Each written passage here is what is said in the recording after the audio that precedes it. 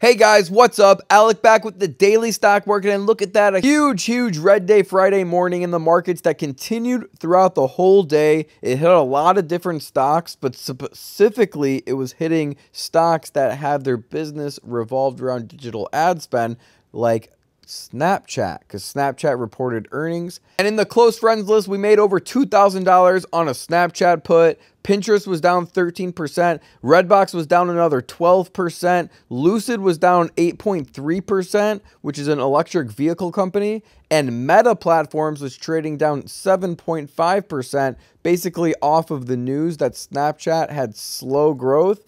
Meta Platforms, or Facebook, was trading down also.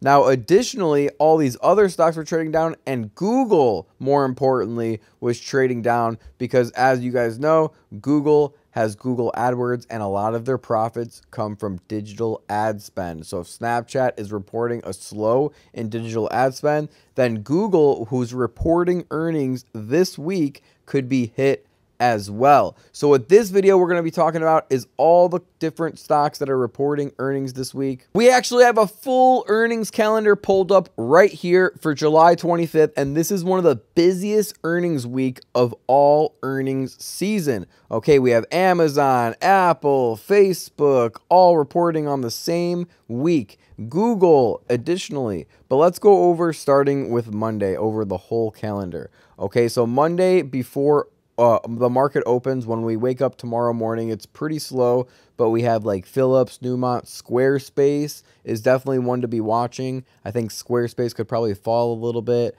Whirlpool is after close. More importantly, Logitech is after close. So Monday's a pretty slow day. Tuesday, things start heating up before the open on UPS, CocaCola, General Motors, Mills, McDonald's, all report earnings before the market opens. And make sure you're on that close friends list because we are going to be doing lots of earnings, lots of options this week, leveraging earnings and making money off stocks going down and stocks going up. Okay, so finishing off Tuesday after close, we have Alphabet, which is Google.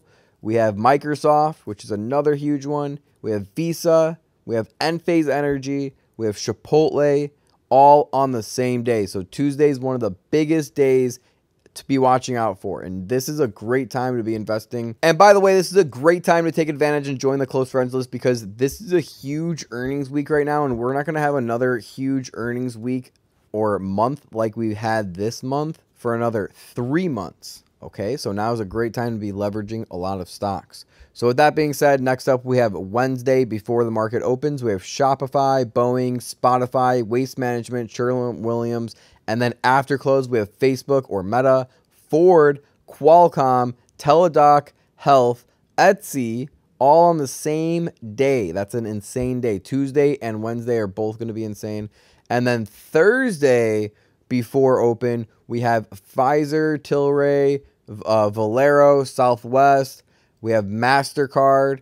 And then after close, we have Apple, Amazon, Intel, Roku, all on the same day. So another insane day. That brings us to Friday, which is ExxonMobil, Chevron, and then we also have Procter & Gamble and Phillips 66 and some other ones as well. So let's dive a little bit deeper into Tuesday because that's going to be some interesting stocks. Let's pick a few of these ones and go right into it. Now, I did do a full video on Google and Microsoft. Now, I did do a full video on Google, Microsoft, Apple, Amazon last week, so make sure you check that video out. The names are in the title, the stock ticker in the video title. Okay, so this video, we're going to be jumping into some stocks that we haven't really talked about yet that are reporting earnings on Tuesday. Okay, so the first one we'll talk about is UPS earnings conference calls coming up. Here's what you need to know. Okay, it will be reporting on Tuesday before the market opens. Okay, earnings conference calls allow companies to talk about their recent earnings report publicly so that anyone who's interested can get more information on what's happening and why it's happened. And if you need a good place to actually listen to the earnings call, there's an app, Hungry Bowl. Another YouTuber actually makes that app, Hungry Bowl. I use it, and that's pretty much the only thing I use that app for is earnings call, because it has earnings call all in one place. And we're going to go a little bit quicker in this video over these stocks because I want to talk about a few different stocks and I want to have time to talk about a few different stocks. So CocaCola is the next one reporting earnings Tuesday morning. And what we see is they're down 8% in the last 3 months. However, they're up 8% in the last year. Okay, so I'm looking for a big drop on Coca-Cola. I think there's a good chance that we can see around a 10% drop on Coca-Cola earnings. However, there is no guaranteed. There is some more bearish news on Coca-Cola earnings. President Smith to retire. Okay, Finance Chief Murphy to take his post. So that's something to consider. Also, it looks like something to consider: strong dollar looms over U.S. earnings season. Companies reporting earnings in the coming weeks are likely to mention one common factor in their results: the strong dollar. The U.S. currency stands near a 20-year high against a basket of its peers, and it's up 15% in the past year, lifted by a hawkish Federal Reserve and investors seeking shelter from turbulent markets. A strong dollar can be a headwind for U.S. companies as it makes exporters' products less competitive abroad, and it hurts multinationals that need to convert their foreign profits back to U.S. currency. Okay, like travel or tourist place, for example. Each percentage point of a year-on-year increase in the U.S. dollar index, which measures the dollar against 6 other currencies, translates to a 0.5% point hit to the S&P 500 earning growth. Analysts at Morgan Stanley estimated. You seemingly can't get a break right now. We're starting to get some relief from oil prices, but you still got the dollar banging on you, said Bill Stone, Chief of Investment Officer at Glenview Trust Company. International Business Machines Corporation, Netflix, and Johnson & Johnson were among the companies that in the past week were cited with the dollar strength as a headwind, with Johnson & Johnson joining Microsoft Corp by cutting its guidance due to the impact of greenbacks rises.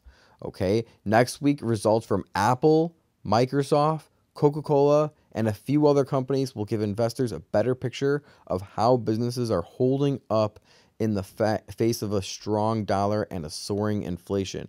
Investors are also awaiting what the Fed will have to say on those topics, as it's a monetary policy meeting next week, and which is widely expected to deliver another jumbo-sized 75-point rate increase hike.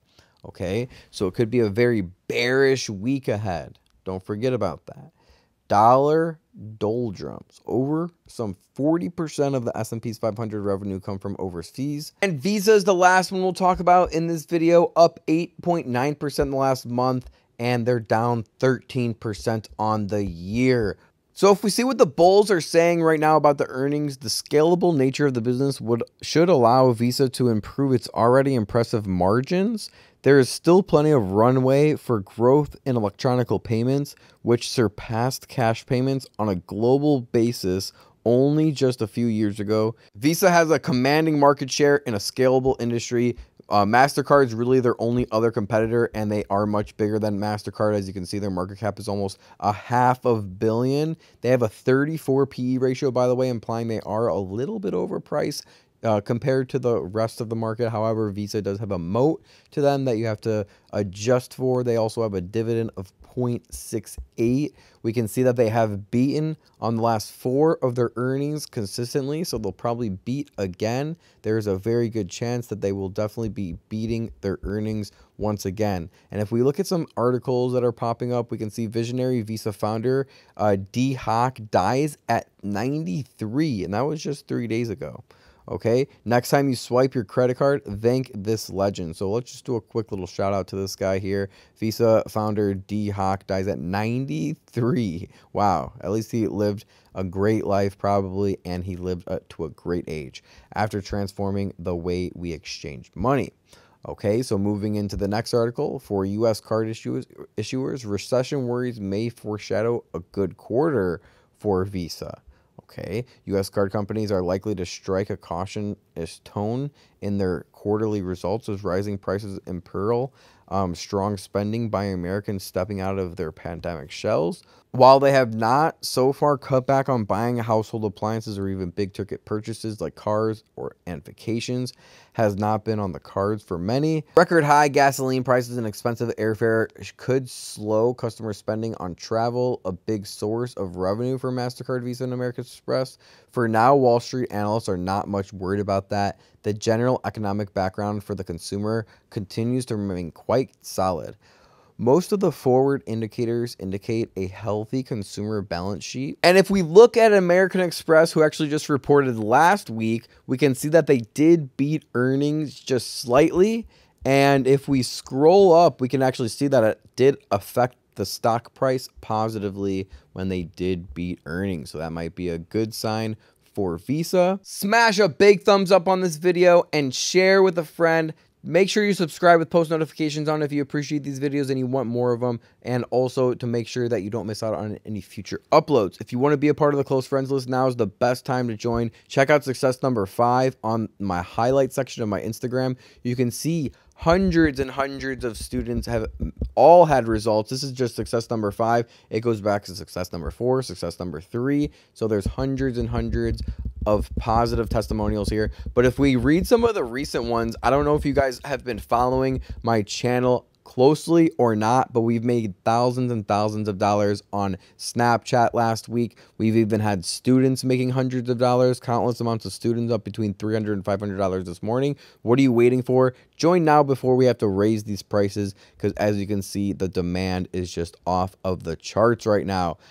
Here, you think we should sell it or flirt with one contract out. Alec, here's my profit, still holding one. Some students up as much as $1,500 on one trade.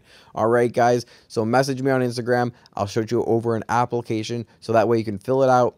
I can help you out the best way possible. And then from there, I'll go ahead and shoot you over my website so you can see what you're going to be learning, how much everything costs, and if it makes sense to you. Let's go ahead and get something started and have a fantastic trading week. Other than that, share with a friend, subscribe with post notifications on. I'll see you guys in the next video. Remember, don't time the market, buy the market. Peace.